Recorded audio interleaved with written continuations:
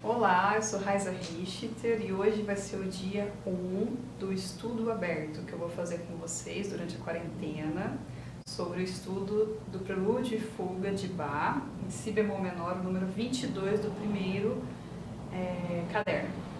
Bom, então eu vou falar um pouco de como que foi o estudo hoje do Prelúdio. Primeiro eu vou começar com o Prelúdio. A primeira coisa que eu fiz foi identificar a quantidade de vozes, porque às vezes a gente acha que vozes, só vai ter na fuga, essa questão de saber quantas vozes tem, aonde que estão as vozes, a maioria das pessoas só tenta identificar isso na fuga, mas o prelúdio muitas vezes também é dividido em vozes, tá? No caso, esse prelúdio em Si bemol menor vai ter 4 vozes, pelo menos é o que eu identifiquei hoje, Vamos ver durante a quarentena se eu vou achar, durante o projeto, vou parar de falar quarentena, durante o projeto, se eu não vou achar mais do que 4 vozes, mas hoje eu bati o olho, acredito que são 4 vozes. Tá, depois que eu identifiquei as 4 vozes, eu toquei 2 vozes e depois as outras 2 vozes, ou seja, eu fiz primeiro mão direita e depois mão esquerda, só que identificando em cada mão uma voz da outra, tá? Então eu toquei, comecei com a mão esquerda.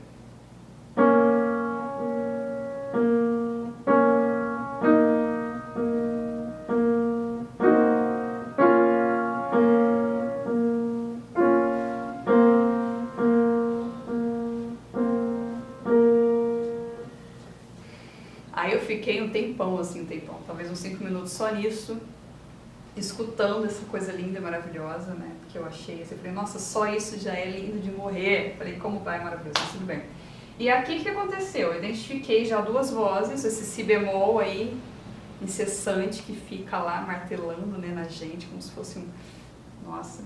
E a voz do meio, que seria o tenor, fazendo esse contracanto aí. Tá, e aí eu fui pra mão direita, eu toquei, então, o que tá escrito na mão direita, ou seja, clave sol.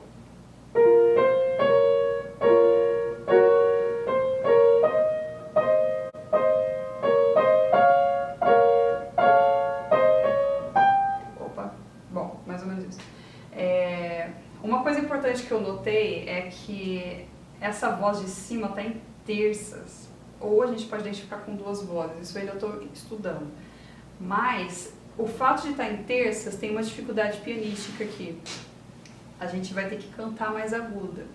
E cantar mais aguda em terças é terrível, Então, a primeira dificuldade técnica vai ser essa, cantar mais aguda nessas terças do início.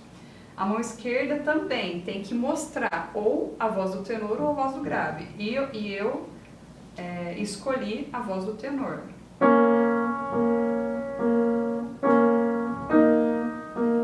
Si bemol é só uma nota incessante ali.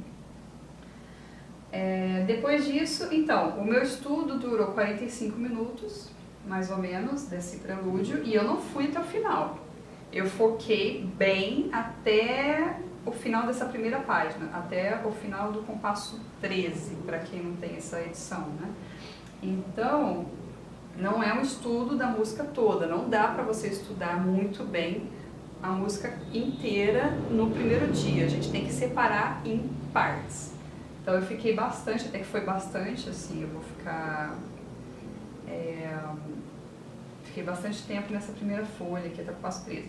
E o que mais que eu achei? A outra coisa que precisa identificar nessa primeira leitura, nesse primeiro momento, no primeiro dia do estudo? O que você pode dividir de uma mão para outra? Por exemplo, eu achei 2 notas ali na clave de sol que eu vou fazer com a mão esquerda, por questão do encaminhamento das vozes, por questão do encaminhamento das vozes, principalmente por causa disso.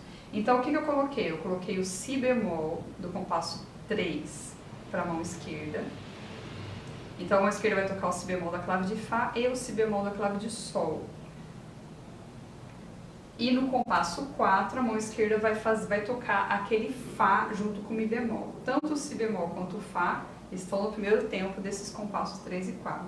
Essas 2 notas eu vou fazer com a mão esquerda. Então, você vai identificando o que você prefere fazer com uma mão ou com a outra. Você pode fazer outros arranjos para facilitar o encaminhar das vozes e, enfim, isso tudo. Outra coisa importante também é o dedilhado. O dedilhado, isso não só para o bar, mas para qualquer música, é a primeira coisa que tem que ser definida, que faz parte dessa leitura inicial. Por que o dedilhado tem que ser definido logo de cara? Porque se você for mudando o dedilhado sempre, por exemplo, faz 3 meses que você está estudando uma música, você ainda está mudando o dedilhado, você não vai conseguir fixar aquele dedilhado de maneira correta. E aí, quando você está no momento de apresentação e tal, o nervosismo vai fazer você fazer outros dedilhados, porque você não fixou um só. O dedilhado tem que ser a primeira coisa a ser definida para ser automatizada, e aí depois você não precisa se preocupar com o dedilhado, porque o dedo já vai, você já definiu aquilo. Então, é um longo período esse inicial para se escolher o melhor dedilhado e fixar nele, que é muito importante isso. Então, foi um estudo de dedilhado também, que ainda vai durar um tempo. E outra coisa importante aí que eu percebi para comentar, eu fiquei um tempão no compasso 10, 11 e 12. Por que eu fiquei um tempão? Porque tinha um Mi B4 e um Lá bemol. E aí a nossa cabeça já tonal, já pensando nas alterações que tem que ter, não faz sentido ter Mi B4 e Lá bemol. Então o que me ajudou a analisar essa parte? A ver qual escala que está sendo usada ali. Depois que eu identifiquei que esses 3 compassos seria uma grande passagem para um Fá menor, que vai ter um Fá menor bonitão ali no compasso 13, aí eu percebi que que tem toda uma questão harmônica envolvida ali, né? Então é muito importante perceber isso, porque sendo o Lá bemol e o Mi B4, ele está usando aqui, em alguns momentos, a escala de Fá menor harmônica. Só que é bem difícil. Então, assim, a identificação da harmonia e da escala utilizada ali ajudou na leitura. Então, é mais ou menos isso que eu fiz hoje, esse primeiro dia de prelúdio, do Prelúdio 22, em Si bemol menor, do livro 1, do Cravo e Temperado de Bach.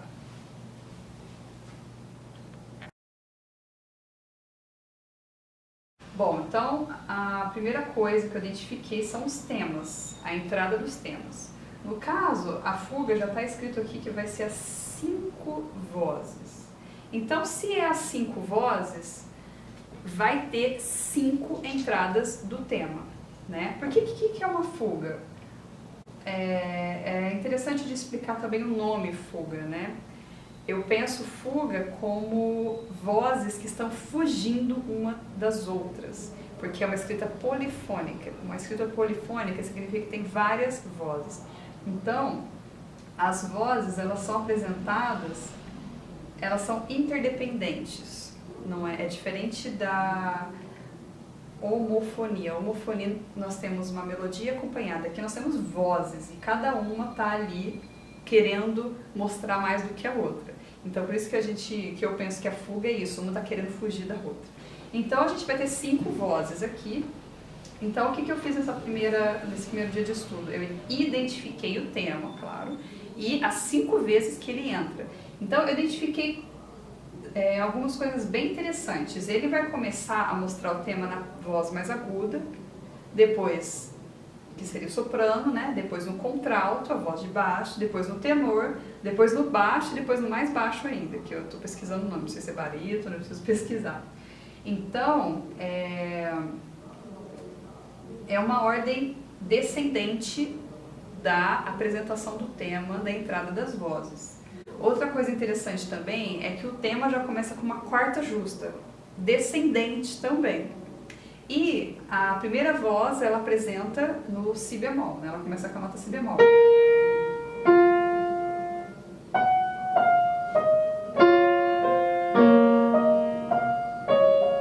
E aí, a segunda voz vai ser apresentada uma quarta abaixo, ou seja, na nota Fá.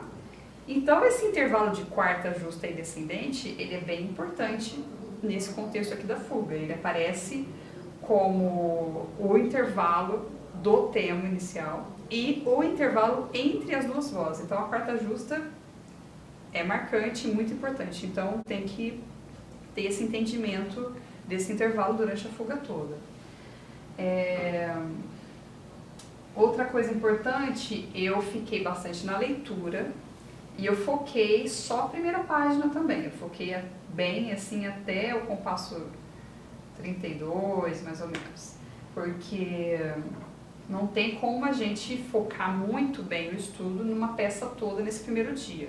Porque o ideal é a gente ficar de 40 a 50 minutos, né, na fuga, depois 40 a 50 minutos no prelúdio. E não muito mais do que... E com intervalos entre esses 40 a 50 minutos. Não ficar 2, 3 horas direto no piano, porque a cabeça frita, o corpo precisa alongar, os braços precisam alongar e tudo mais. E como esse repertório é bem complexo, a linguagem musical é muito complexa, tem que limitar um trecho, apenas estudar muito bem aquele trecho, já vai dar muito trabalho, né? Então, eu fiquei basicamente nas primeiras 5, nas aparições do tema desse início. E depois só mais um pouquinho no livro. E outra coisa que eu identifiquei muito importante também é esse compasso C cortado, ou seja, é um compasso binário, não é um compasso quaternário.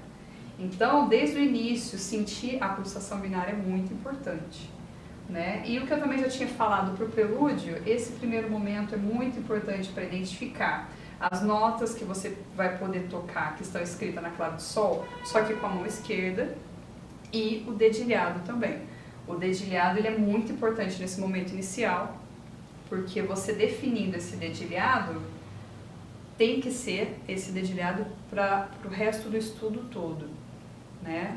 Isso eu já tinha falado um pouco no prelúdio, porque se a gente sempre estiver mudando o dedilhado, numa hora de nervosismo, de tocar em público, uma apresentação, alguma coisa assim, o dedilhado vai falhar, a nota vai falhar, e aí vai dar o famoso branco, vai acontecer aqueles problemas, né? Então o dedilhado, o momento inicial, assim, que eu diria para qualquer música, o dedilhado faz parte desse primeiro momento do estudo e já deve ser bem definido logo de cara.